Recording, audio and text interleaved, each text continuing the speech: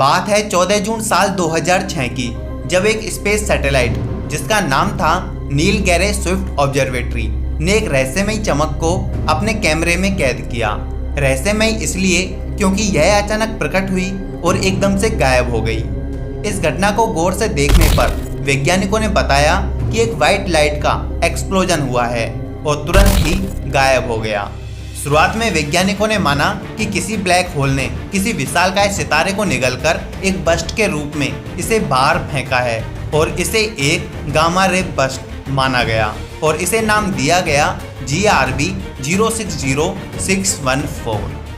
परंतु और गहन अध्ययन के पश्चात हमें पता चला कि इस केस में स्टार के होने का कोई सबूत नहीं है। तब वैज्ञानिकों ने इसे एक व्हाइट होल का दर्जा दिया। परंतु वैज्ञानिक आज भी पूरी तरह से श्योर नहीं है कि वो चमक आखिर क्या थी। तो आज के इस एपिसोड में मैं आपको कुछ ऐसी ही रहस्यमयी घटनाओं के बारे में बताने वाला हूँ जो धरती व अंतरिक्ष की दुनिया में हमेशा के लिए रहस्य बनकर रह गई। सो हेलो गाइज, मैं हूँ सूरज। तो चलिए शुरू करते हैं आज का यह नया एपिसोड। बात है साल 1991 की, जब एक रशियन कॉस्मोनॉट जिनका नाम है मूसा मानरोव ने एक सोवियत यूनियन के MIR स्पेस स्टेशन से एक वीडियो को रिकॉर्ड किया। आप पहले इस वीडियो को देखिए। इस वीडियो में दूसरी तरफ एक रहस्यमयी ऑब्जेक्ट हमें दिखाई पड़ती है। यह ऑब्जेक्ट काफी ज्यादा चमकीली है और हमसे तेजी से दूर जा रही है। दरअसल हुआ यूं था कि 21 मार्च साल 1991 में लगभग 9:40 पर एक कैप्सूल को धरती से MIR पर भेजा गया था। इसके ऑर्बिट में पहुंचने से लेकर डॉक होने की संपूर्ण प्रक्रिया को रिकॉर्ड किया जा रहा था। तभी यह मिस्टीरियस ऑब्जेक्ट भी रिकॉर्ड हो गई। बहुत से लोगों का मानना है कि यह एक एस्ट्रॉयड था, पर आप खुद सोचिए कि यदि वो सचमुच एक एस्ट्रॉयड होता तो धरती पर बैठे हमारे वैज्ञानिकों को इसकी जानकारी जरूर होनी चाहिए थी। बहुत से लोगों ने इसके UFO होने का भी दावा किया, परंतु आज तक जिसने भी इसे देखा है वो इसके पीछे के रहस्य को नहीं सुलझा पाए हैं और ये हमेशा के लिए एक रहस्य बनकर रह गया। दोस्तों, अगर मैं आपसे पूछूं कि एक एस्ट्रॉयड और एक कॉमेट यानी धूमकेतु में क्या अंतर होता है, तो आप अंतर इनमें आसानी से बता सकते हैं। यदि इनके बीच का सबसे बड़ा अंतर जानना हो तो वो है कि एक एस्ट्रॉयड सूरज से करीब आने पर अपनी आकृति में कोई बदलाव नहीं करता। वहीं इसके विपरीत एक धूमकेतु बर्फ के चट्टानी पिंड होते हैं जो सूरज के नजदीक आते ही पिघलने लगते हैं, जिस कारण हमें इनके पीछे एक पूंछ जैसी संरचना दिखाई पड़ती है।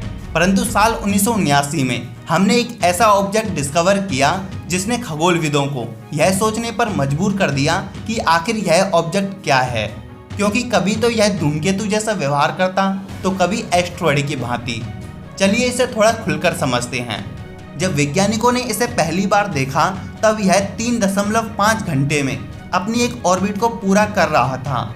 तब वैज्ञानिकों ने इसे एक एस्ट्रॉयड यानी क्षुद्र ग्रह माना और इसे नाम दिया गया S पिजारो। परंतु समय के साथ इसकी हमें पूंछ दिखाई देने लगी।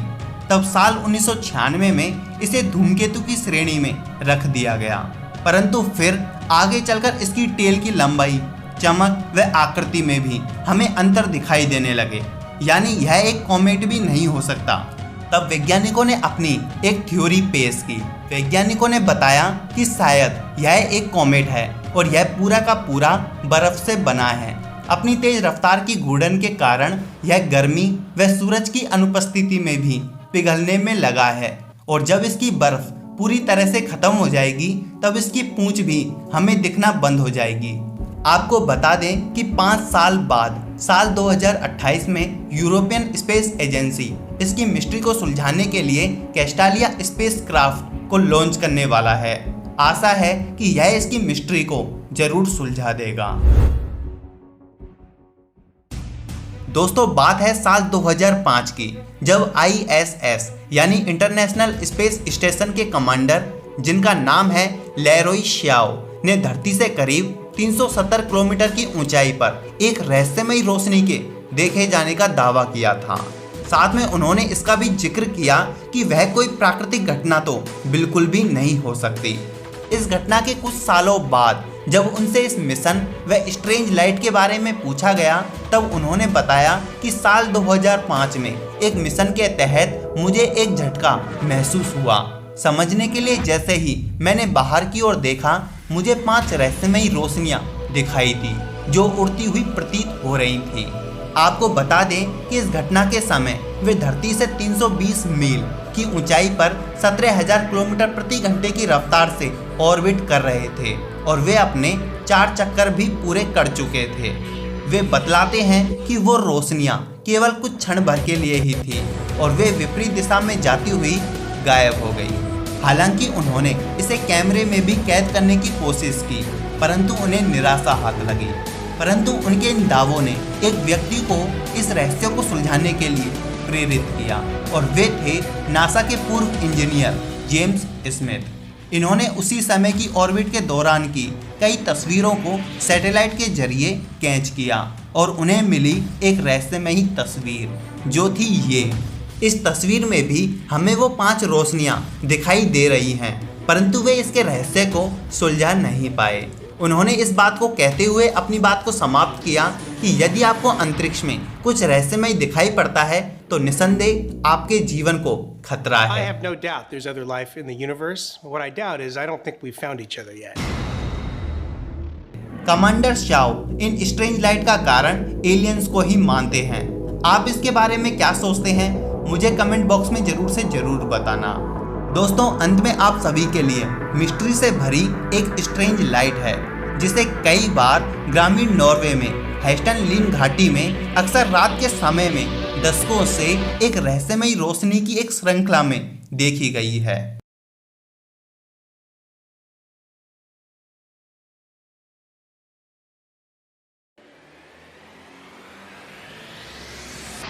साथ में यह रोशनी कई बार लाल, हरी, नीली, सफ़ेद रंग में भी देखी गई है।